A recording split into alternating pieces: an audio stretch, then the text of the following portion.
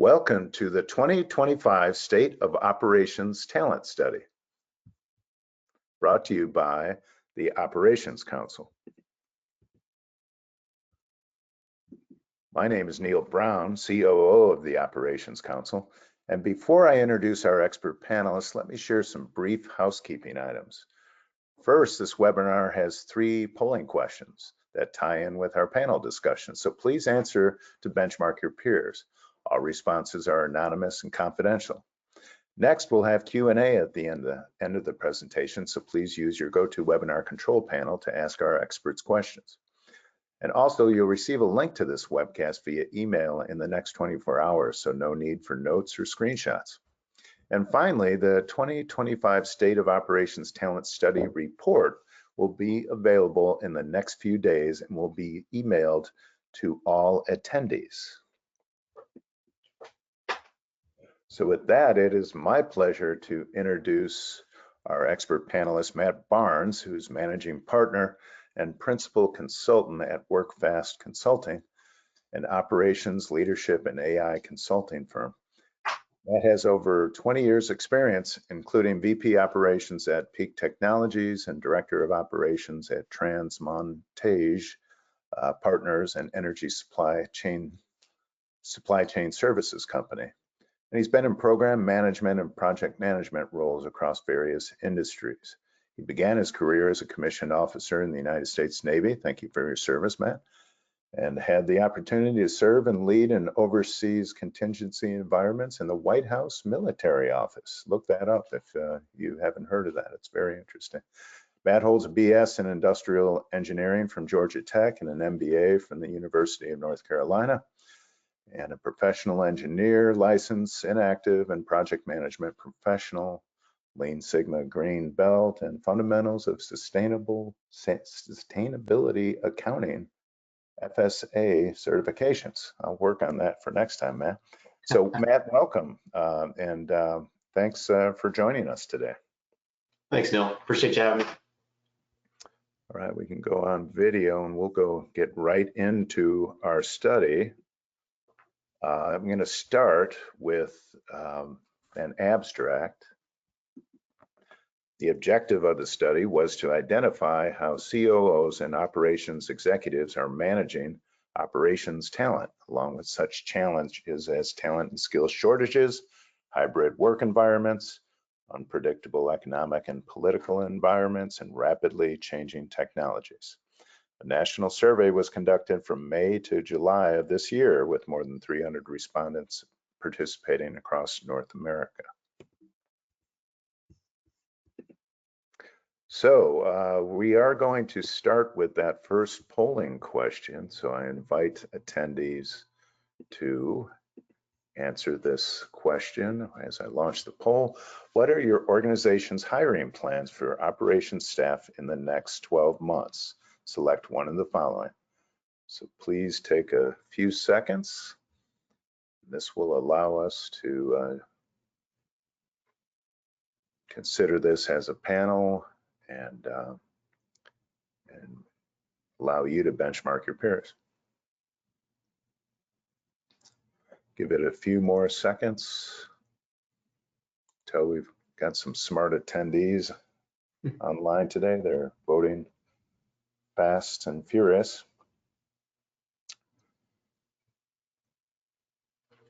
So let's close the poll and share the results. A majority maintains staff levels, 76%, 24% increase hiring, and 0% decrease. So that's very interesting. The first time I've seen that. We'll circle back on these, but as I mentioned, this will roll into our first survey and study question. What are your hiring plans for your operations staff in the next 12 months, where we had a much lower 51% maintained current levels of operations staff and 43% increasing and a small 6% decreasing operations staff. So we will take another look at this, pardon me. wanted to share before we got Matt involved here. I wanted you to see the 3-year view of this. And so let's do that. Oh, all right. So 2025, 51%, maintaining 43%, increasing 6%, versus 2024, 48, 47, and 5, and 2023, 48, 46, and 6. So Matt, very consistent year over year hiring, maybe a slight downward trend of hiring increases. What is your perspective on this? Yeah, I think I'm a little bit surprised at how consistent it is, to be honest with you. I figured there'd be more of a decrease given a lot of the volatility that's going on, though the economy seems to continue to go strong. It's interesting to hear workforce dynamics and whether people are delaying retirement or not. So they may have something to do with it, that we may see people staying in the workforce a little bit longer. And I think ultimately it gets down to what industry are you in, and what's going on in that industry. So high level, I'm frankly a little bit surprised at how consistent it's been for the last few years, given where we were in 2023, still relatively close to coming out of COVID. And a lot of the way I think, and maybe a lot of people now think about things, is kind of like where it was pre-COVID, where it was post-COVID, and now we're about 5 years from there. So are we kind of normalizing in some ways? Yeah, good point. Well, let's go ahead and get into our second of 3 polls, and that is, what will be your policy on hybrid work models for the next 12 months? Select one of the following: hybrid combination of on-site and remote, fully on-site or fully remote, or other. So please take a few seconds.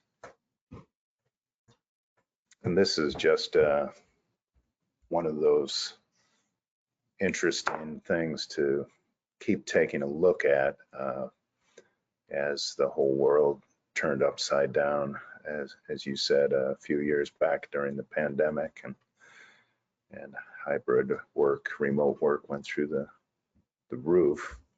So let's share results. So hybrid, 65%, under complete on-site, 18%, complete remote, 12%, other 6%. So again, we'll go ahead and look at our own survey results. And we are at 46% hybrid, 38% on-site, and only 16% remote. So this compares to just 2 years ago. The hybrid was not dissimilar at 55%, but the on-site and remote were flipped. So in 2023, it was 17% on-site and 28% remote. So again, that's that pandemic, post-pandemic era. And then the other aspect with full on-site continuing to grow is that these RTO, return to office initiatives, are taking hold. And I might also say we just completed our corporate accounting and finance talent study, and the operations was much higher on site than the corporate accounting, and that's probably due to the types of jobs that can be in operations. So Matt, what are you seeing with clients regarding hybrid on-site and remote work models? Yeah, I'm surprised at how this is still a heated debate. Frankly, this comes up all the time still. Most of my clients are hybrid for folks that can be hybrid. You know, of course, if you have a frontline job in, say, a warehouse or a manufacturing operation, you have to be there on site. I've seen companies go one way in the reverse course. So one of my clients wanted to make people come in the office, and they found that it wasn't as productive as they thought it would be. And in fact, it didn't really impact anyone other than the accounting team. And so they were very unhappy. And so it's interesting. You have to evaluate what the real impact is, why you're doing it, and who's, what is the policy you're trying to promote, and then measure the outcomes like anything. But yeah, I think that hybrid is pretty prevalent in most organizations I work with, and that very few that I work with have gone to full remote requirement, or I mean full in the office, return to office requirement. Right. All right. Let's get on to our